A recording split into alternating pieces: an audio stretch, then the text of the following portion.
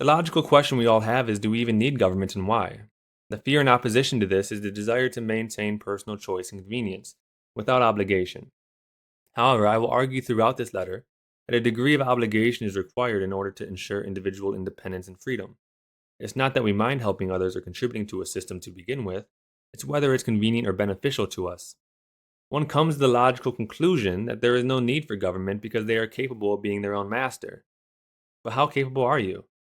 A seal is capable of hunting prey and surviving all the same as you, until an orca decides it's either hungry or bored. And even still, nature has its own ways of being cruel. A human at birth is dependent upon someone outside of themselves.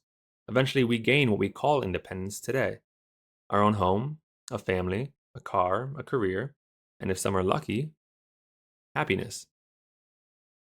However, what we fail to notice is that every aspect of that relies on an individual outside of yourself, despite your own contribution. A family is broken with only one parent, a business is crippled with no employees, and an individual is lost with no companion. It's only because of our own vanity and insecurity that we think we must live on our own, or our arrogance and ignorance that believes that we already do. Are you naive enough to believe that you are the orca, or delusional enough to believe that you can resist nature? If you are capable of being your own master, I am capable of being mine. If you are capable of deciding what's best for you, so too am I. Therefore, who decides what's best for us in the whole? If you decide it's you, then you assume the identity of the whole, and I must not only adjust to a restriction of morals or behaviors of my own, but also hope the terms are fair that you and you alone decide. This creates the breeding grounds for animosity on one side and entitlement on the other. The moment the side that agreed to restrict their choices develops a sense of perceived violation in combination with distrust towards the other, the animosity sparks. Perceived is the key word. If they even develop the thought of violation, despite the reality or intention, the cracks form. When animosity sparks, entitlement and egos flare. The party in charge must then choose, adjust themselves in a compromise to maintain harmony, or enforce their authority through a form of oppression to mitigate the explosion. In most cases, the latter is taken in self-preservation, although disguised as compromise through cloak and dagger. Concessions get made, but at discount rates because everything is a negotiation. That may seem fair, but the premise behind a negotiation is not a fair deal. It's how can I benefit most? The only reason you negotiate to begin with is because you can't already have exactly what you want or achieve it on your own. So you instead find the most optimal solution while minimizing your own sacrifice, and you find a partner willing to dance by their own agreement for their own reasons, provided it's beneficial to you both. When the conflict arises, what tends to happen is that the party with more power will make small concessions, to which the other readily accepts because the conditions are slightly better than they were prior or on their own, in order for the party with power to maintain the system as a whole and ensure their ultimate control of the agreement going forward. The ones that accept concessions are none the wiser that what they thought was gold is merely a fool's dream designed on ideals and promises to subordinate and guide behavior through minimal allowances of hope of future improvement. However, who's to say who is more accurate to begin with? One man's fool is another's king. If only one party makes a sacrifice, the agreement is only tentatively mutual, the convenient egg of a parasitic dictatorship bound to hatch. Compromise and sacrifice is then inevitable for stability of any system or relationship, which means neither is capable of being absolutely right without the risk of isolation and tyranny. When compromises are reached, this leads to the construction of groups through agreed principles of standards of decency among each other. Variations in philosophies and political ideologies form as a result. In politics, the Democrats center their beliefs around individual and cultural liberalism, while the Republicans are centered around American traditionalism and limited government. Once an individual identifies with the set of principles and beliefs, they assimilate into the group.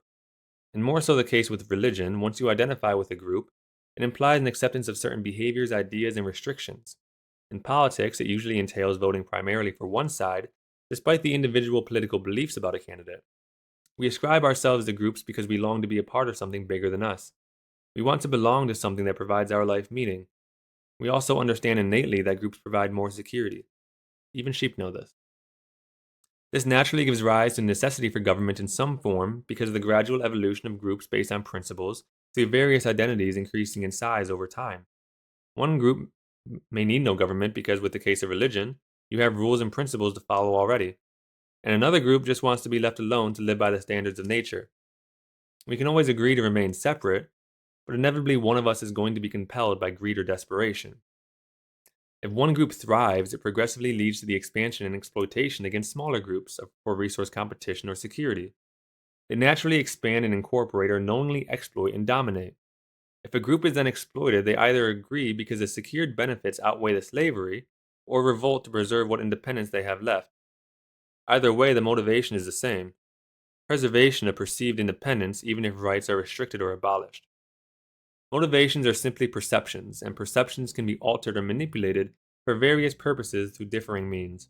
It would be unreasonable then to expect groups to never interact over a progression of time and development of groups given a finite space of land.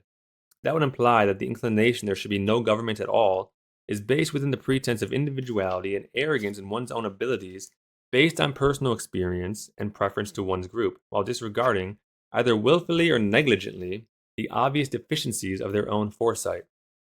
A system of regulation is required then to maintain harmony and coherence, not only form groups, but to regulate the totality of groups within an area to optimize efficiency and maintain harmony.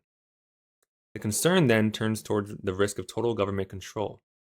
Total control means full submission to the body in charge, delegated by the groups that comprise it, by all individuals. That implies an individual within that system is not capable of independent thought and reason on their own.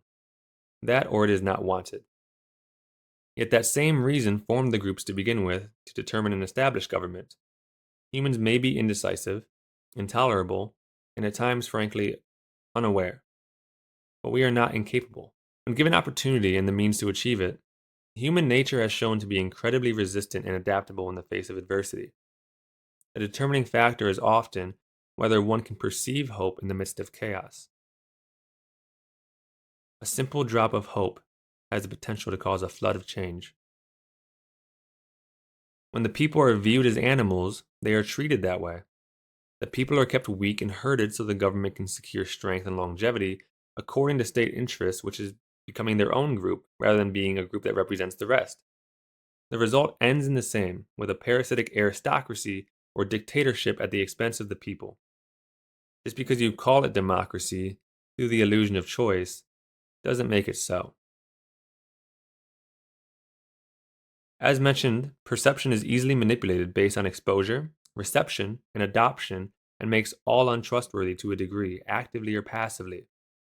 Does truth exist outside of one's own ignorance and arrogance then? I would hope so. As a result, there can be no definitive guarantee that two opposing forces won't eventually be driven into competition, and neither individual or group is able to claim absolute truth or independence without accepting the risk of isolation and tyranny. The basis for government then must establish the rights and principles to be agreed on by the group of individuals and their groups within a working relationship to each other to ensure a mutually beneficial relationship amongst the system and its individual parts.